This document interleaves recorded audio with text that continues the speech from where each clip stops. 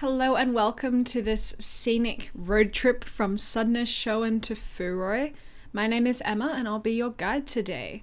How this trip works is that I'm going to show you what the road looks like between Sandnessjøen and Forøy, which is day 2 of the Norwegian coastal road. My previous video, day 1, was from Meløy to Sandnessjøen, and the last day, day 3, is from Forøy to Bodø. Along the way, I'll show you some things that you can see on the road, some things you can do on the road, and also the best places to stop for photos. There will be text like you see here on the screen that will give you some overviews of what we're seeing. And I also have some little signs in pink that will tell you about the road directions. So we're just going to head out of Sandnessjøen now. And we're going to make our way towards the ferry at Levang. Straight ahead, you can see the Seven Sisters mountain range. Now, I run an online travel guide called Hidden Norway. You can visit my website at hiddennorway.com, and I have a written version of this road trip that you can print out, so it's easier than watching a video. So this is the pink sign I was referring to. So now we're just going to turn left onto the coastal road, which is the FV17. FV means Fylkesvei, and it basically just means county road. So it's the local highway. It's probably the easiest way to put it. The coastal road is one of the 18 national tourist roads here in Norway, and it goes from Brønnøysund to Bodø. So that's what we're covering in this road trip series. Now, it is good to stop at this Shell station. There's also a Europris here. It's the grey building straight ahead. Because there aren't a lot of places to stop today. Today is all about nature and scenery. But if you need some fuel or if you need some snacks, I recommend stopping here before continuing the journey. So I'll come back to you in a little while with some more information about this beautiful road.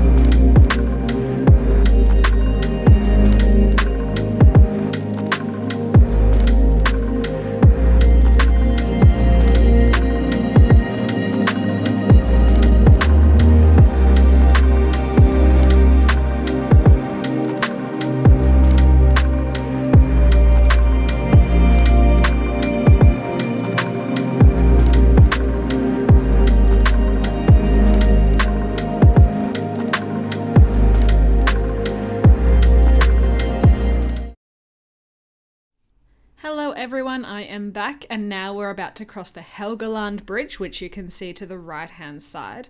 So this bridge opened in 1991. It cost about 200 million Norwegian kroners to build, and it has 12 spans, the longest being 425 meters. In 2010, it was named Norway's most beautiful bridge. Now, just before the bridge, if you look onto the left-hand side, you will see there's this modern sculpture, which I don't know much about. It's a bit out there. There it is. But you can pull over to the side and take some photos of the bridge. This parking lot is really confusing. I had no idea what I was doing when I was parking the car. But luckily it was a very quiet early morning, so we got it all to ourselves. So here are some photos of what the view from the bridge looked like. There's our car and there's Sean, my husband, on the right-hand side. And you can see what these beautiful, beautiful mountains look like. So this is the Helgeland Bridge, and there's the road with the Seven Sisters in the background, though you can't really see the peaks from there. So yeah, this was the Helgeland Bridge. Now we're going to cross it, and I'll come back to you a little bit later with some more information about the drive.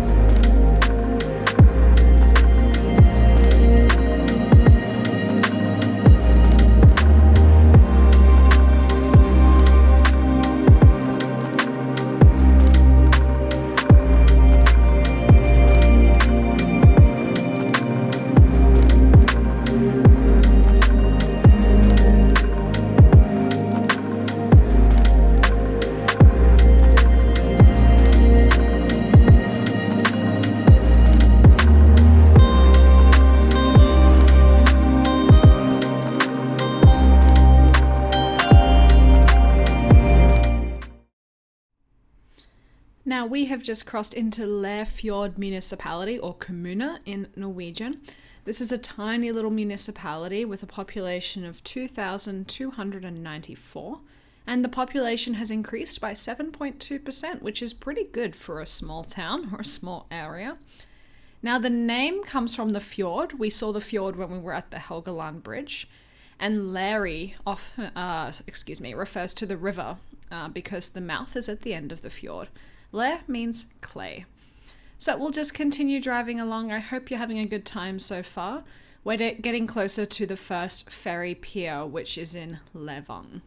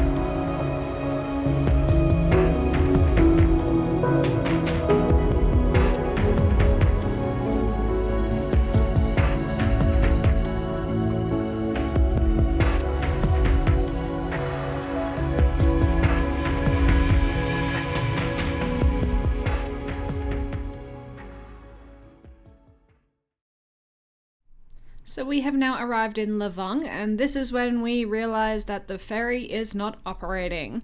So this could happen to you, which is why I'm going to keep it in. But the ferry from Levang to Nesna, it was closed because they are rebuilding the pier. So we have to turn around and do our massive detour. Now, I do explain how the detour works because you might find yourself in a similar position. Basically, we have to drive all the way back out to the E6 and then turn around and go to Rana and then head into Nesna from there. It's about a 2.5 hour drive and the ferry's only 20 minutes. So that is quite the detour. That's why Norway has ferries. So that's what we do. I will show you some clips from that drive so you can see what it looks like because it ended up being really beautiful. But now I'm going to put up on the screen a map. So here you can see what the detour looks like. So Mo Rana is in the top right hand side of the map, and that's basically the big detour we have to do. So I'm going to leave it in, we're going to watch, and I hope you enjoy the detour to Mo Rana and back.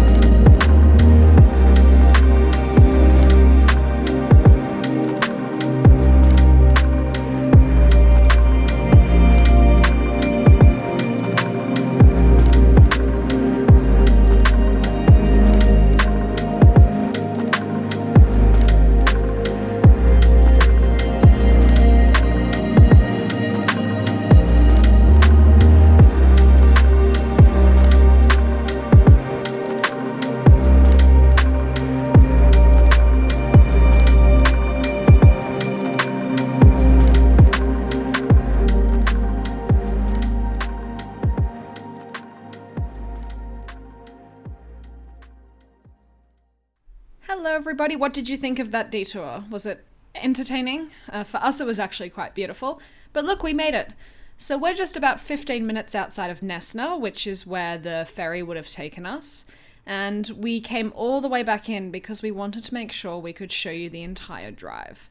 So here it is, this is what it looks like. These are some beautiful photo stops we found along the way, and this is what the road down to Nesna looks like, and you can see the fjord in the distance. There's Sean, and now we're going to get into our car, and we just had a little jump because we didn't film part of the drive, but here we are at a separate photo stop getting ready to resume our normal route. So once we turn left onto this road, we are going to be heading on the coastal road, the FV17, towards Buda, and we'll be heading towards our next ferry pier. Luckily, no more detours or delays for this drive.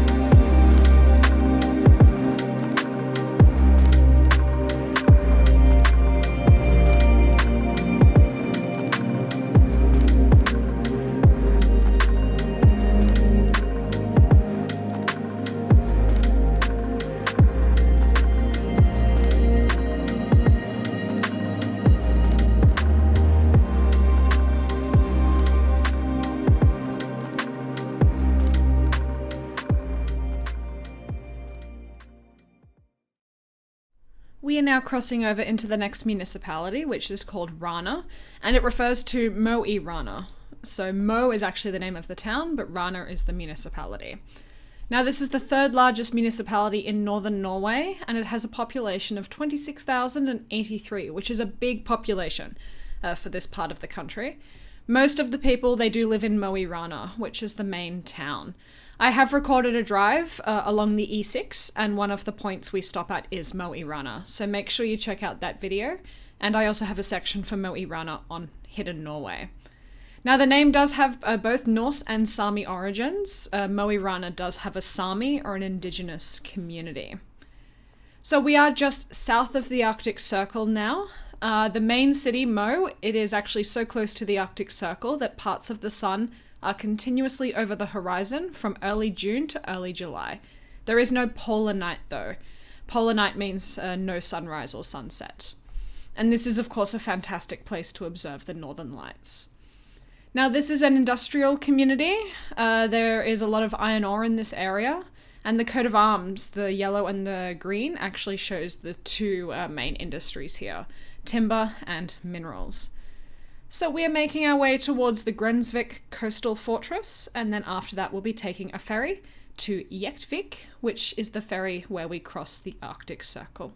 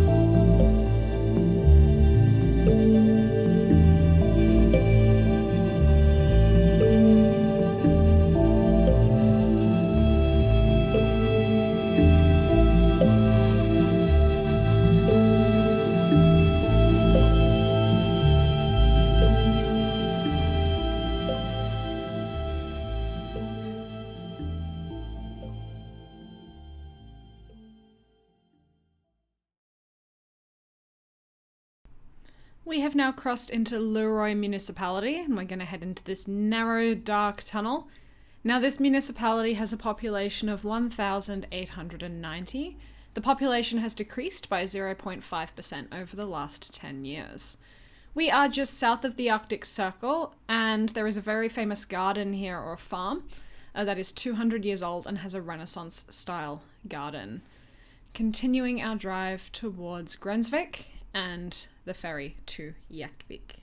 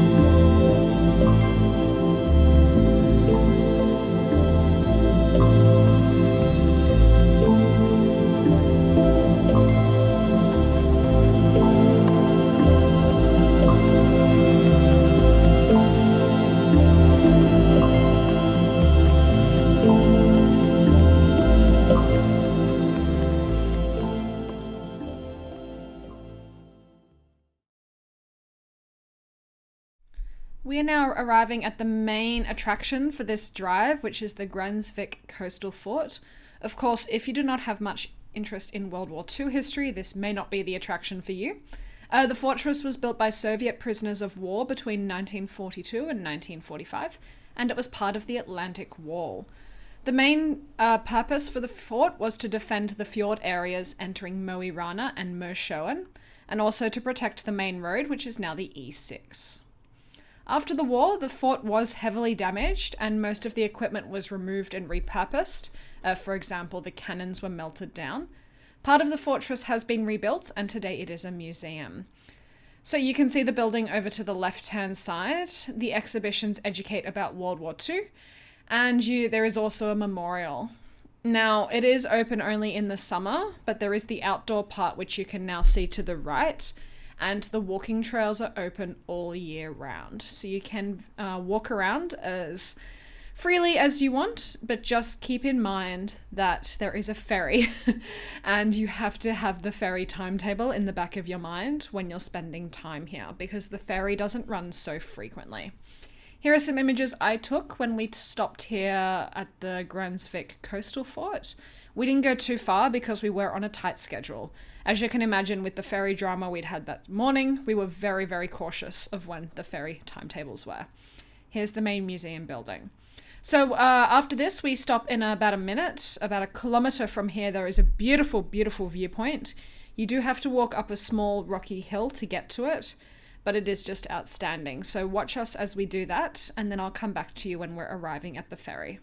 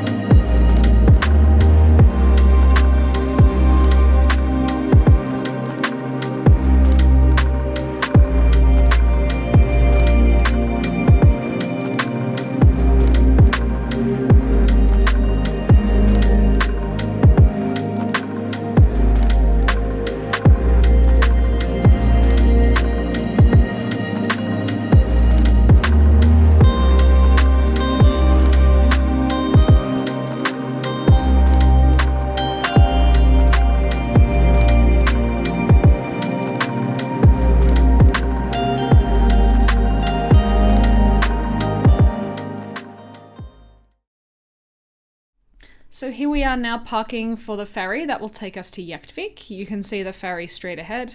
To the right is a little kiosk where you can get some snacks, but there's also a cafe on board. So this is what the Arctic Circle looks like. We do cross the Arctic Circle on this ferry. And of course, it does change every year. The Arctic Circle is always moving. But, you know, it's still fun. It's fun to see the marker. It's fun for them to announce that we've crossed the Arctic Circle, and it makes for a really enjoyable ferry ride. This ferry journey is quite long. From memory, it takes about an hour and a half, but I'm not 100% sure.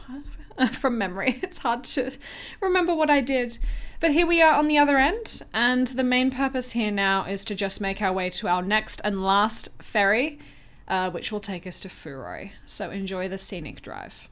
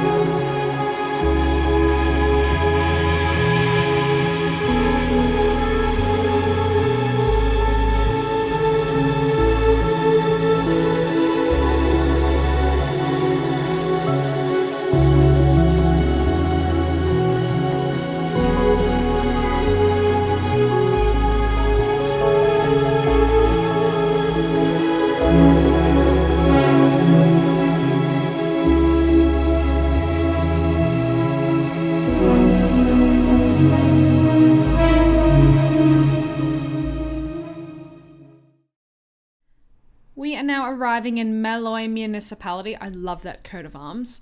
This is the municipality where we'll find Forøy. So this is our last one. The population here is 6,288, and the population has decreased by 5.3% over the last 10 years. The name comes from the word mjøl, which means flower, and the last element øy means island. So the coat of arms shows a yellow poppy, which is the plant that grows closest to the main glacier here, which is Svartisen. On the next video, tomorrow's drive, we do actually see the glacier really clearly. So this area, it's mostly an industrial area. There is some power production close to the glacier here, but there is also some fishing and agriculture. We are almost at the ferry, which means we're almost at our final destination. I hope you're all still with me, and I hope you're seeing what makes the coastal roads so beautiful.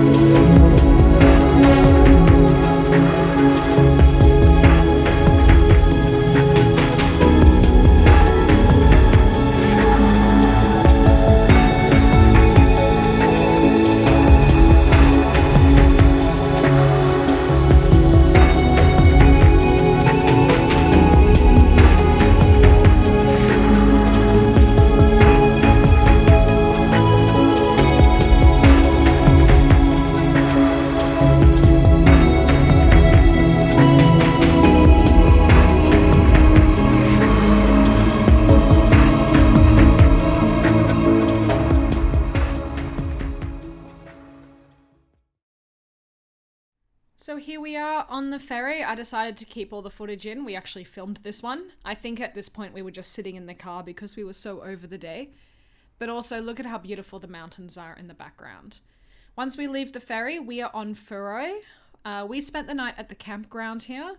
When I was researching the coastal road, I found that this campground was one of the only highly rated places between Sandnessjøen and Bodø. You can go all the way to Ørnes, which is a town. However, it is quite a long day if you sort of map it out. So Forøy, for us, it was a good halfway point. We could get a nice cabin that had a kitchen and it had its own bathroom. And the campground has lots of hiking trails as well. So we had a really good evening here. We just left the coastal road in the footage and now we're driving towards the campground, which is just up this dirt road. So we really liked it. I highly recommend it if you're looking for somewhere to spend the night.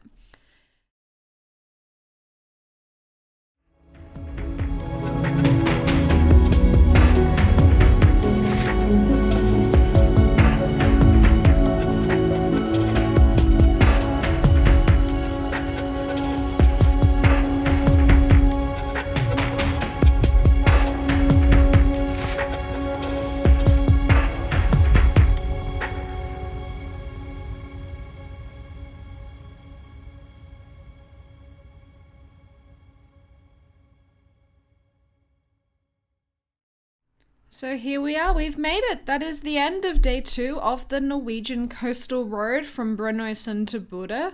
Be sure to watch my next video, which is the last installment when we actually go to Bodø. And you can also download a printable version of this guide on hiddennorway.com. Thank you so much for checking out. Be sure to like and subscribe my channel where I'm going to give you road trips all over Norway. Thank you for watching. My name is Emma.